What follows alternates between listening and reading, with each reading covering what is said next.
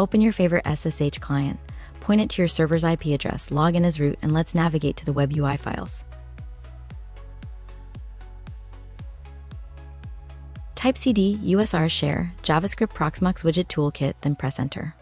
Before making changes, we need a safety net. So type cp proxmoxlib.js, proxmoxlib.js back, then press enter. Now, open the active file by typing nano proxmoxlib.js, then press Ctrl and W together to trigger the search bar. Type no valid sub, then press enter to find the exact notification function.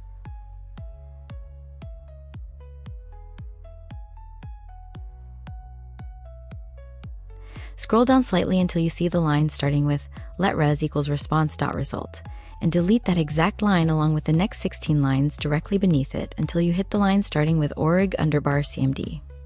Be absolutely sure to also delete the single trailing curly bracket right after that function, or the script will break. Press Ctrl and O, then enter to save, and Ctrl and X to exit the editor. To apply the patch instantly, type systemctl restart pveproxy.service, then press enter.